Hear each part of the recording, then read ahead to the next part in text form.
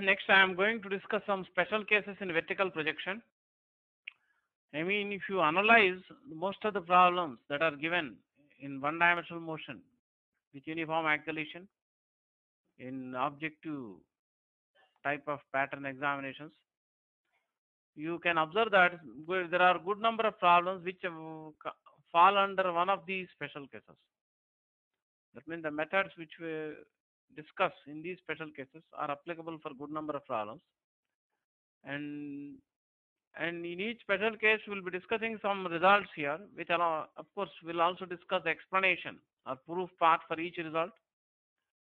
And in case some students are able to remember these results, they can straight away use these results in objective type of questions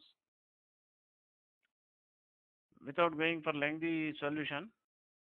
But of course, the student should also know the regular procedure which they are supposed to do for a board examination if you are given a problem based on same case.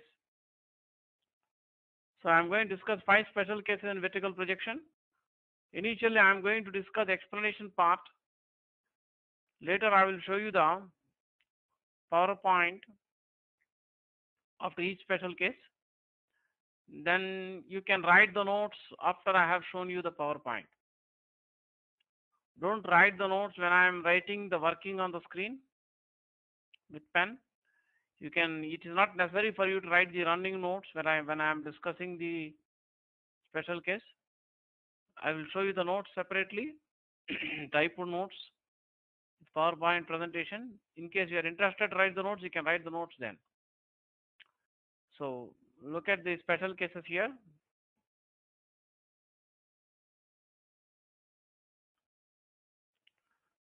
So there are some problems in which, in some cases, the body may be projected vertically upwards, within each allows to you from an elevated point A, which is at a height h above a level ground.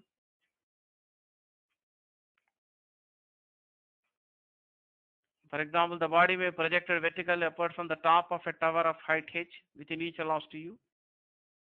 Let B be the highest point reached at which velocity becomes zero. The calculation part, which I am going to discuss for time taken by the body to reach the ground, will be same in both special case 1 and another special case 2, where I am going to discuss next. Let B be the highest point reached above the point of projection. So the maximum height reached above the point of projection is u square by 2g. So maximum height reached above the ground, denoted by capital H, that you can write small h plus u square by 2g. Let's see with the final position of the body just before it strikes the ground. The acceleration of the body is constant during the entire motion under influence of gravity, both for upward and downward motions. If you give positive sign for initial velocity in the upward direction, you have to give negative sign for the acceleration which is directed vertically downwards. So magnitude of the displacement is the shortest distance between the initial position A and final position C. And direction of the displacement is from initial to final, that is vertically downwards. So if you choose the initial position of the body as point of projection, suppose as origin of coordinate system, and vertically upward direction as suppose positive y-axis, vertically downward direction negative y-axis. So if you write the equation s equal to ut plus half at square in vector form, s bar equal to u bar into t plus half a bar into t square. So when the body reaches the final position C, that means at the instant just before it strikes the ground at C, magnitude of the displacement shortest distance from A to C, that is equal to the initial height h above the ground. Direction of the displacement is from initial to final, means downwards. So displacement acts vertically downwards in the negative direction of axis. So in vector form, s bar can be written minus h j bar. The initial velocity u bar is directed vertical upward, so u bar you can write uj cap. Let capital T denote the time taken to reach the ground. That means capital T is the total time of motion underground under influence of gravity. That means a small t equal to capital T, displacement vector will be minus h into j bar. The acceleration acts vertically downwards in the negative direction of y-axis. So you can write a bar equal to minus j cap. So j cap is common in all the terms. So you get minus h equal to u into capital T minus half gt square. Same equation you get even for a body dropped from a balloon rising vertically upwards, which will be discussed again in case 2. So you can solve this quadratic equation for time t. You can multiply the equation with 2. Minus 2h equal to u t minus gt square. So gt square plus minus 2 into t plus minus 2h equal to 0. Can use the solution of the quadratic equation. The solution of the quadratic equation ax square plus bx plus c equal to 0.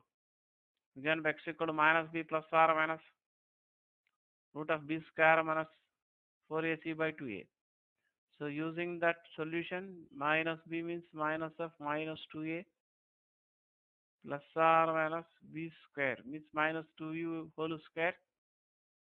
That will be 4u square minus 4ac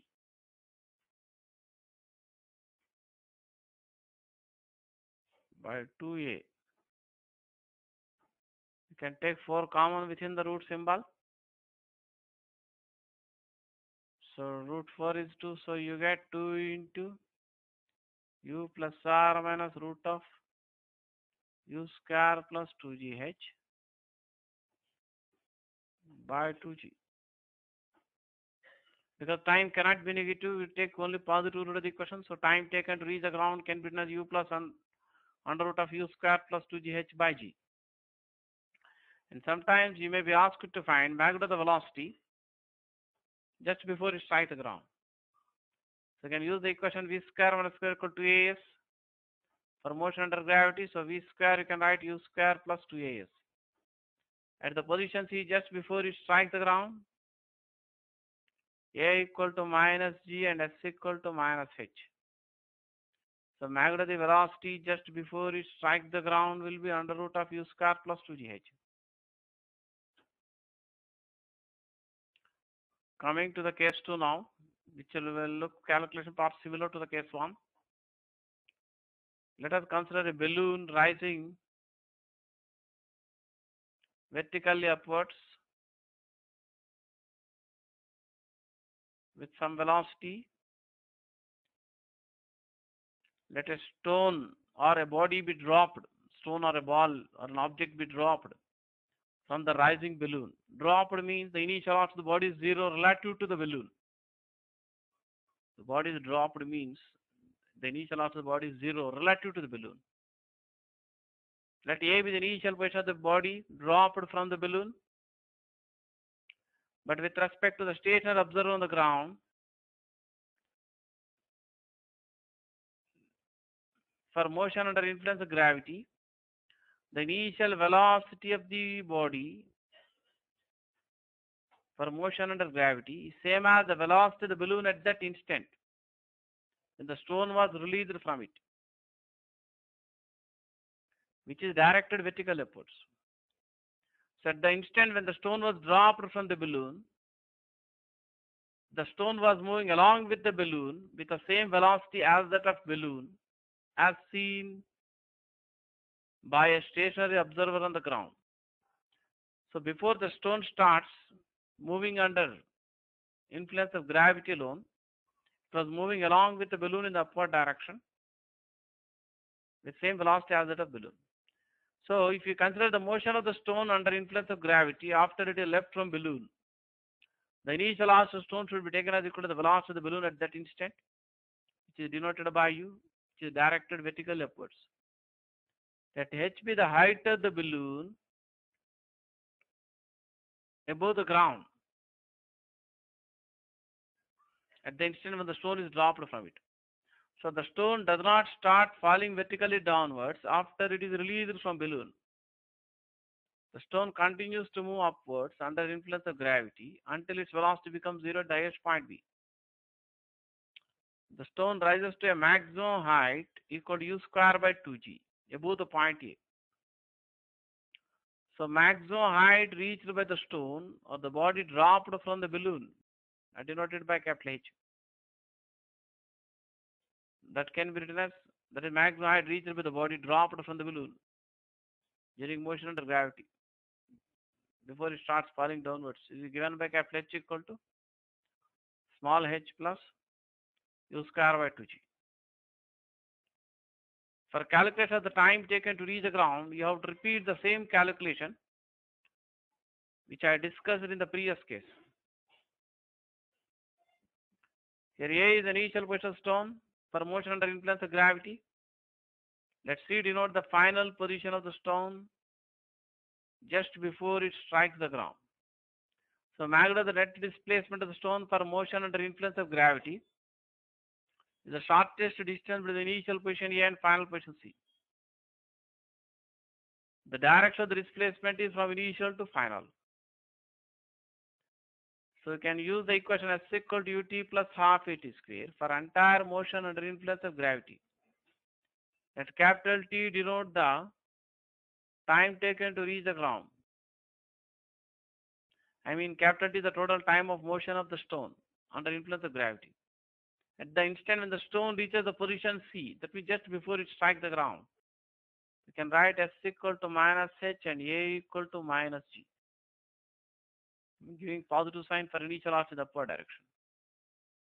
So minus H equal to U into capital T minus half G into capital T square. Same equation I have written in the previous case also. If you solve this quadratic equation, you get the value of capital T. You can also find capital T by an alternate method. Total time taken by the stone to reach the ground is equal to time taken for upward motion from A to B plus time taken to fall freely under gravity from B to C. Time taken for upward motion from A to B means time of ascent equal to U by G. From B to C, it falls freely under gravity from a height, from maximum height denoted by capital H. As I discussed in the past, if a body falls freely under gravity from a height h, then the time taken by to reach the ground will be root of 2h by g. Can substitute this value of capital H here. So capital H you can write u square plus 2gh by 2g. So u by g plus 2 by g into capital H can be written as u square plus 2gh by 2g. So you get the same conclusion which I discussed earlier, that is u by g plus 1 by g into root of u square plus 2gh. Or you can write it as t equal to u plus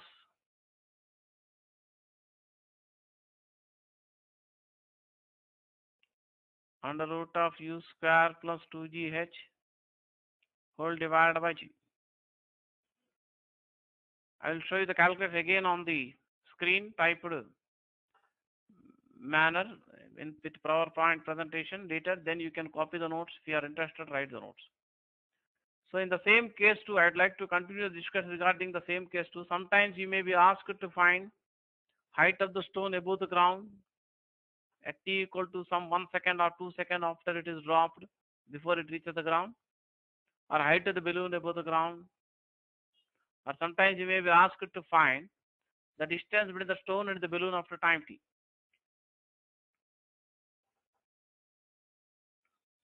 So here A is the initial position of the stone for motion under influence of gravity.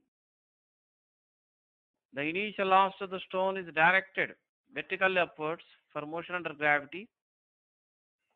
H is the height of the balloon above the ground at the instant when the stone is dropped from it. So displacement of the stone measured from the initial position A.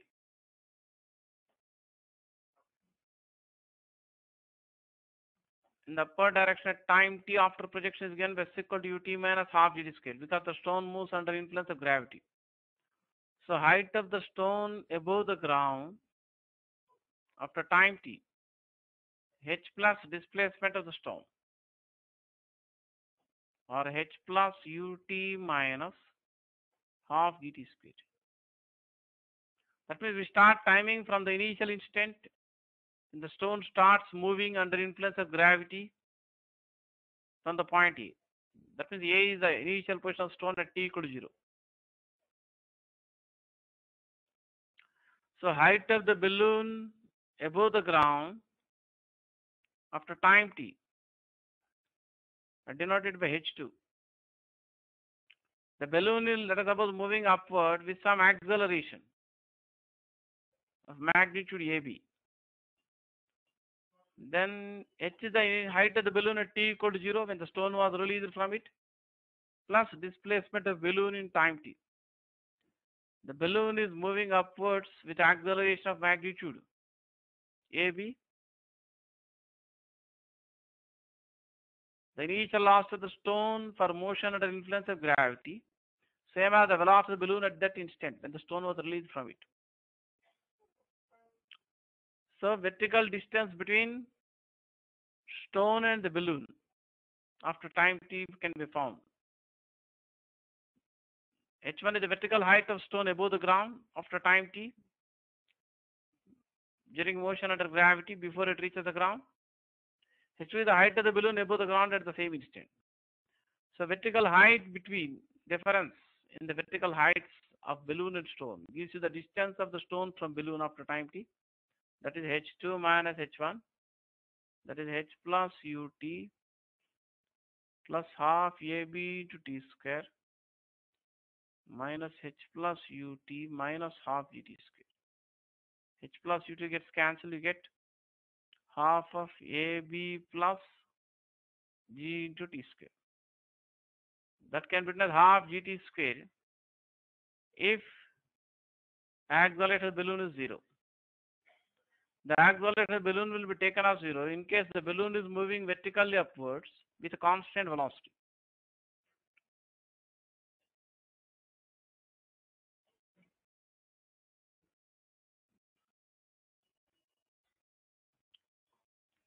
Now I am going to show you the notes for the two special cases I have discussed.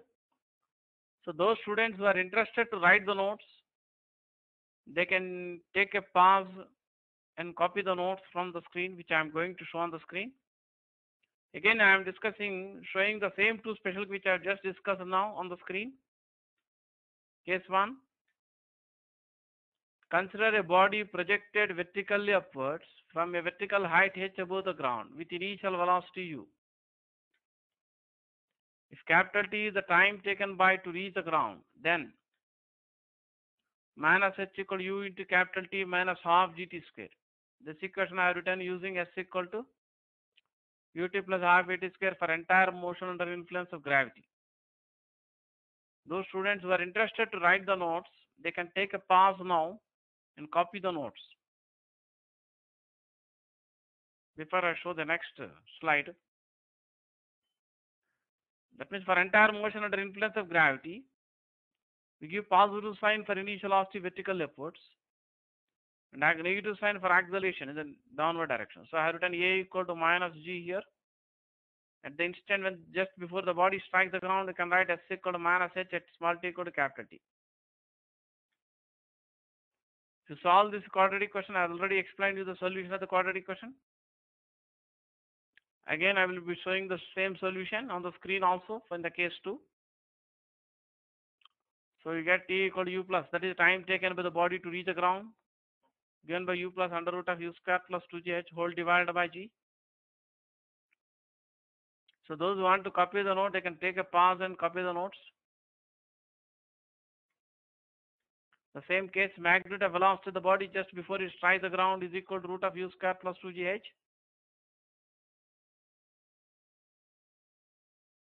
you want to copy, you can take a pause and copy this.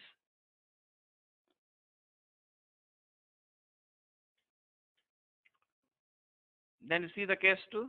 Most of the calculation is similar for both the cases. That's why calculation for case 1 also I have shown in detailed manner in case 2. Look at the case 2, which I have discussed already just before this. Consider a body dropped at small t equal to 0 from a balloon rising vertically upwards at the instant when it is at a height small h above the ground.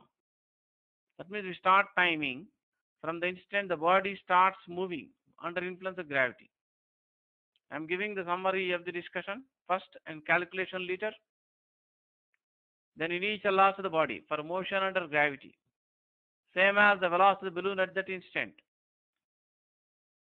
So if you want to copy the notes, you can take a pause and copy the notes. Before I go to the next slide,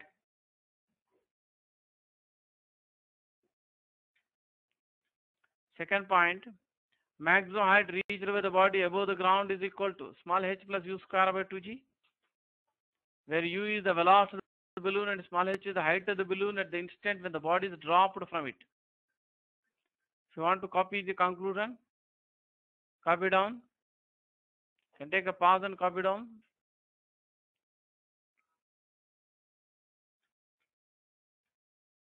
Third point, if capital T is the time taken by the body to reach the ground, then you can write minus h equal to u into capital T minus half d square. That means we are using the equation h equal to dt plus half d square for entire motion under gravity.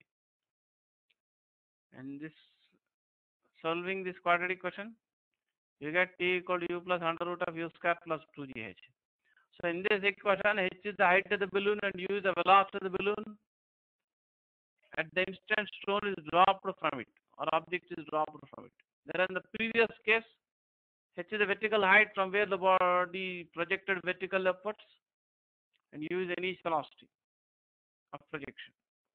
Same result applies for both case 1 and case 2. I will show the calculation again separately.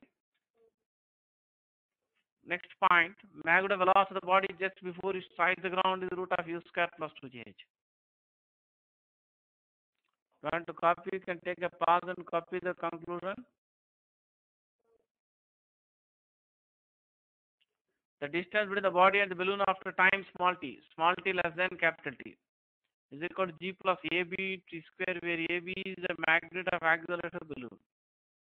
Small t less than capital T means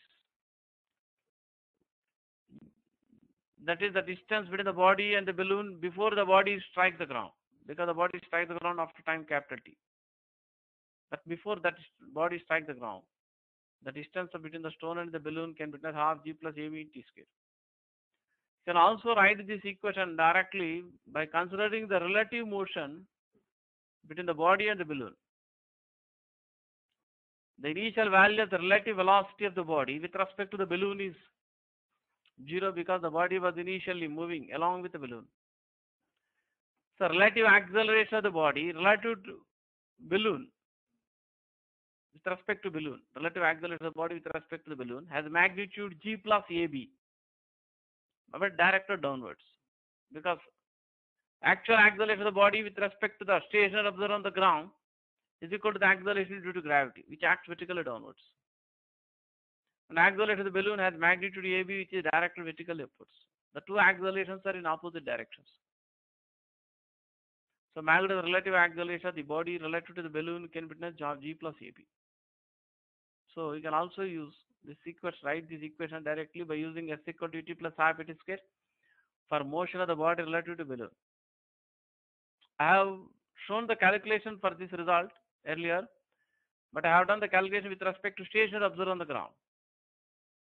Again, I will show you the same calculation which I have explained previously for these conclusions. Calculation for result number 3. Small t equal to capital T, s equal to minus h and a equal to minus g. Using s equal to t plus half t square for entire motion under gravity, we get minus h equal to u into capital T minus half t square. In case you want to copy the calculation part, also you can copy the calculation part. But you take a pause now and write the calculation. You can take a pause and write the calculation up to this step.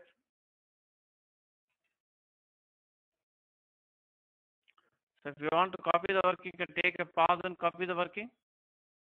I'd like to show the continuation part. This equation, last equation, is in the form of quadratic equation in time t.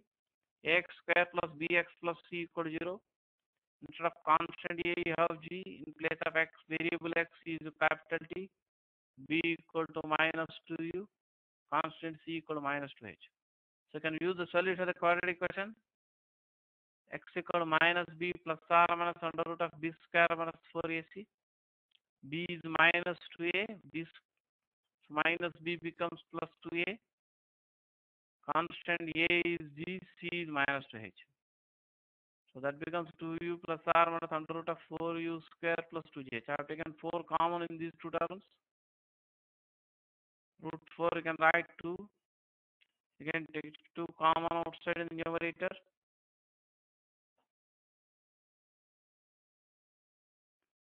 But time is positive. So you ignore the negative root and consider the positive root of the equation. If you want to copy the solution, you can take a pause now and copy the solution.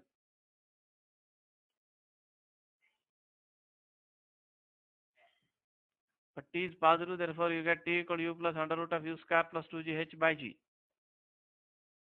Next, I am showing the calculation for next conclusion, that is distance between the stone and the balloon after time t.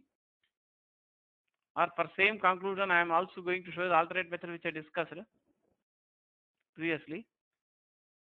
So total time taken with the body dropped from the balloon or to reach the ground is equal to time for upward motion plus time for downward motion. Time for upward motion is u by g, time of ascent. After reaching the highest point, it falls like a freely falling body from the maximum height capital H. So time taken by the body to fall freely under gravity from maximum height h can be written as root of 2h by g. So I will substitute maximum height reached by the body above the ground during motion under gravity is equal to small h plus u square by 2g. So in case you want to copy this part of working also, you can take a pause and copy the working so that I can show you the continuation of this part. I have substituted capital H equal to small h plus u square by 2g. The second term on the right side. And this can be simplified like this. U by g plus under root of 2 by g into root of 2gh plus u square by 2g. G into g will be g square. The denominator under root of g square you can write g. So this you can write u by g plus 1 by g plus root of u square plus 2gh. Or you get t equal to u plus root of u square plus 2gh. If you want to copy the simplification part, you can take a pause now and copy the simplification part also.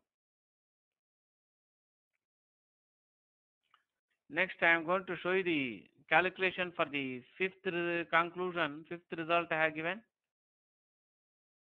Height of balloon after time t, denoted by h1, that is equal to displacement of balloon plus initial height of the balloon above the ground at t equal to 0 when the stone was dropped from it. That is the displacement of balloon in the upward direction time t is ut plus half ab into t square. Ab is the magnitude of a subscript small b, is the magnitude of axle balloon.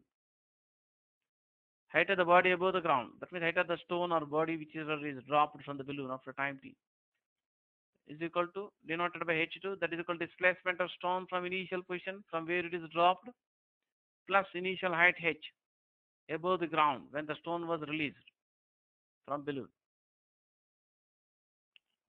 So to find the distance, vertical distance between the body and the balloon after time t, you have to find the positive difference between h1 and h2. h1 will be greater than h2 here. The vertical distance between the balloon and the body is equal to h1 minus h2. That is equal to half g plus ab into t square. This h and h get cancelled, ut also gets cancelled. If you want to copy this working, you can take a pause now and copy this calculation part.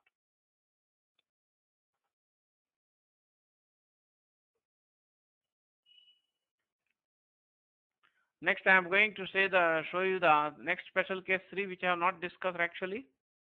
Previously, I have discussed only first two cases. Here I am going to show you the conclusion first. Later I will be showing you the working part also on the screen. Consider two bodies projected with same initial speed u, one vertically upwards and the other vertically downwards from the top of a tower. That means one of the bodies is projected vertical upward with initial speed u, and second body is projected vertical downward with same initial speed u from the top of a tower. If capital T1 and capital T2 respectively denote the times taken by them to reach the ground, and then I am showing the conclusions. T1 minus T2 is equal to u by g. That means difference in the times taken by them to reach the ground equal to u by g. I will discuss the explanation later. First I am showing you the conclusions. So in case you are given a problem based on this special case in entrance examinations, then you can, in case you are able to remember the conclusion, you can do it faster. Of course, you should also be able to solve the problem even if you don't remember the conclusion from basic concept. And for that purpose only we are discussing the proof part for each conclusion.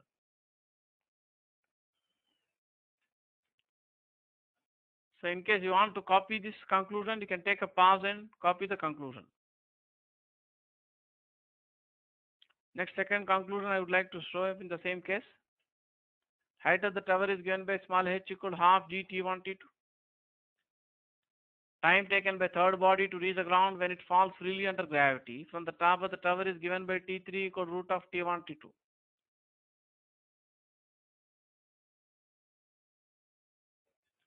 So if you want to copy this, you can take a pause and copy the conclusions.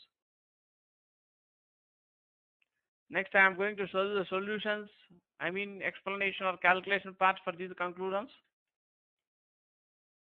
So one more conclusion, both the bodies strike the ground with the same speed, of course, which is equal root of u square plus 2gh, as I have discussed in the case 1. Look at the calculation part for this conclusion. First, I am showing the calculation for the first two conclusions. Here, A is the initial position of the body. A is the location of each body at the top of the tower. One is projected vertically upward with initial speed u. Second one is projected vertically downwards with initial speed u. B is the highest point reached by the first body. The maximum height to which the first body rises above the initial position A is u square by 2g. H is the height of the tower. C is the final position of one of the bodies just before striking the ground. So time taken by the first body to reach the ground can be written as sum of two terms. Time taken to move from A to B and back to A, plus time taken to move downwards from A to C. Whereas time taken by second body to reach the ground, which is projected vertically downwards, simply equal time of motion in the downward direction from A to C. As you must be knowing that when the first body is projected vertically upward with initial speed u, when the first body returns to the point A, it will have same speed u, but its velocity will be directed downwards. That means velocity of the first body A when it returns to the point A is equal to u in magnitude but directed downwards. Initial velocity of the second body at the point A is also equal to u in magnitude directed downwards. It means velocity of the first body when it returns to the point A same as the initial velocity of the second body at A.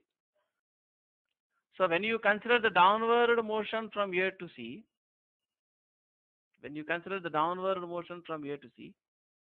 for each body, the initial velocity at A in the downward direction is same for both the bodies.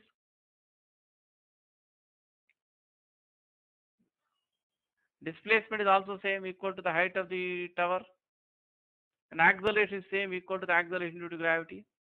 Therefore, downward motion from A to C is identical for both the bodies. Therefore, time taken for downward motion from A to C will be same for both the bodies. Therefore, when you subtract this equation from the first equation, T1 minus T2, you will get time taken by the first body to travel from A to B and back to A, because the time of this second term on the right hand side. the first equation, and this term on the right hand side get cancelled. Time taken for downward motion from A to C, same for both bodies. So difference in the times taken by the two bodies to reach the ground is equal to time taken by the first body to travel from A to B and back to A. As I discussed in the past, if a body is projected vertically upward with initial speed u, time taken by to return to the point of projection is given by 2u by g. So T1 minus T2 we can write 2u by g. From same equation you can write u equal to g into T1 minus T2 by 2. So if you want to copy the calculation, you can take a pause and copy this calculation. So next I would like to show you the calculation for h. For second body, displacement is directed downwards. Initial velocity is directed downwards. Acceleration is directed downwards. So all the three quantities, displacement, initial velocity, and acceleration, are directed vertically downwards for second body. So if you use the equation h equal to ut plus half at square for second body, can add h equal to ut2 plus half gt2 square. We substitute the value of u, this value of u in this equation, g into t1 minus t2 by 2 here. In this equation, u equal to g into t1 minus t2 by 2. And simplify this, you get h equal to half gt1 t2. So if you want to copy this working, you can take a pause and copy the working. For third body, you can write, you can use the equation h equal to half g square. Third body is allowed to fall freely under gravity from the top of the tower. So let T3 denote the time taken by third body to reach the ground. That means for third body at small t equal to T3, s equal to h. You can substitute here h equal to half gt1 t2 on the left hand side. So you get T3 square equal to T1 t2 and T3 equal to root of T1 t2. That means the time taken by the third body to reach the ground, root of T1 t2. So if you want to copy the working, you can take a pause and copy the working. The magnetic velocity of each body just before it strikes the ground will be same, that is equal to root of u square plus 2gh, as I discussed in the case 1 and case 2.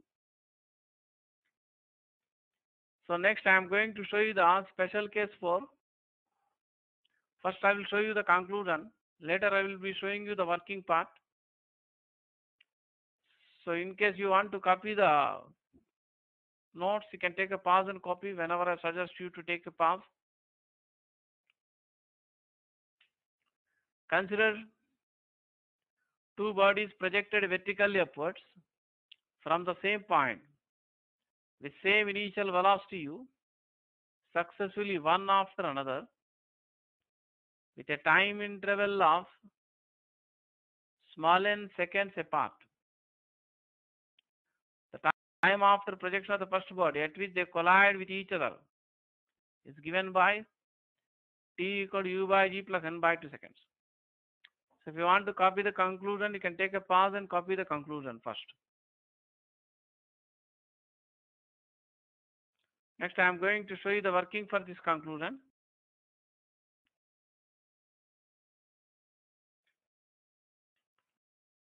Let small h denote the height of the point P at which they collide with each other.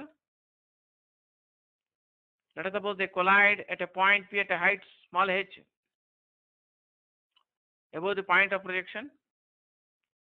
So capital T is the time taken by the first body to reach the ground. To capital T is the time after projection of the first body at which they collide with each other.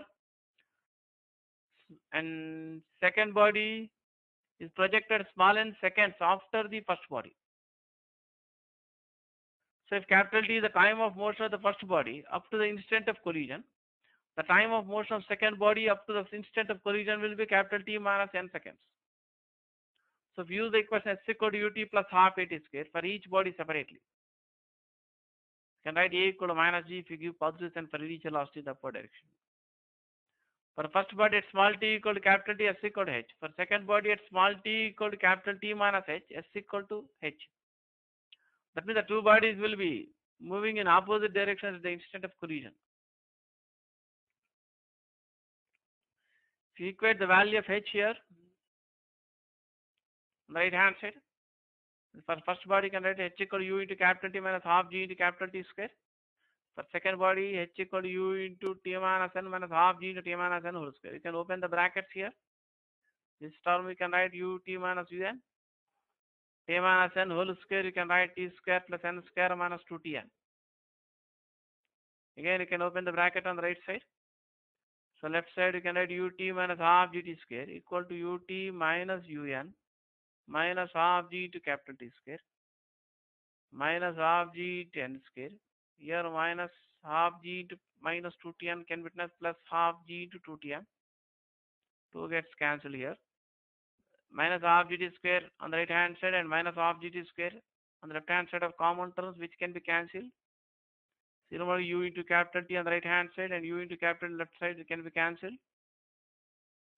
Next, you take the terms containing capital N, you keep the term containing capital T on the right side and this term, these two terms to the left side. You get un plus half gn square equal gt into n. Now divide both sides of this equation with g into small n. Un by gn plus half gn square by gn is equal gtn by gn. You get the same conclusion I have given directly in the beginning. If you want to copy the notes, you can take a pause and copy the notes. So you'll get t equal u by g plus n by 2. If you want to copy this calculation, you can take a pause and copy the calculation. So one more special case I am going to show you. Let a body be dropped from a height h above the ground. Simultaneously, a second body be projected vertically upwards with initial speed u from the ground along the same vertical line. The time after which they collide with each other is given by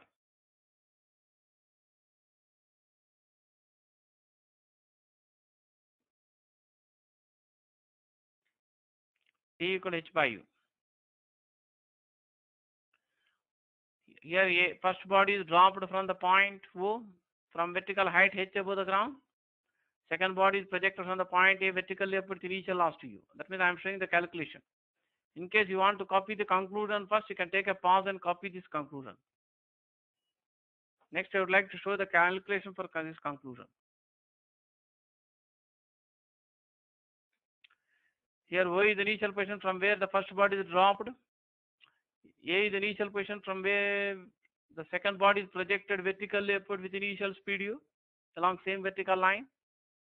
Let us suppose the two bodies collide at a point P in the path after time t, and S1 is the distance through which the first body falls in time t before collision. S2 is the vertical distance through which the second body rises upwards before the collision. You can observe from the figure S1 plus S2 can be written as h at the point P. So for first body, distance moved in time t before collision, you can write half g square because it is falling freely under gravity. For second body, which is projected vertically upward with initial speed u, distance moved from A to P before collision, you can write ut minus half gt square. From the figure, you can observe that S1 plus S2 equal h. H is the initial height from which the first body is dropped. You can substitute the values of S1 and S2 here. S1 equal half gt square and S2 equal ut minus half gt square. Minus half gt square plus half gt square get cancelled. So you get ut equal to h. So t equal to h by u. Of course, this calculation will be valid only if this time after which the collision takes place is less than the time of flight for second body. That means we have assumed that second body which is projected vertically upward from the point A does not return to the point A before collision takes place with the first body. The time taken by the second body to return to the point A is 2u by g. So this calculation is valid if this value of t, h by u, is more than, is less than 2u by g. That means collision, this calculation is valid only if collision occurs before this second body returns to the ground. The second body projected vertically upward return to the ground after time equal to u by g. So this is possible only if h by u is less than 2u by g. So if you cross multiply, GH by 2 should be less than U square, or U should be greater than root of GH by 2. That means the conclusion is valid only if U is greater than root of GH by 2. You can, if you want to copy this calculation, you can take a pause and copy the calculation. So in the next class, your assignment will be continued in kinematics. Earlier, I have shown you the first 39 questions in the assignment in kinematics up to falling bodies. Next, you will be shown the continuation of that assignment, including the questions on vertical projection in the next class.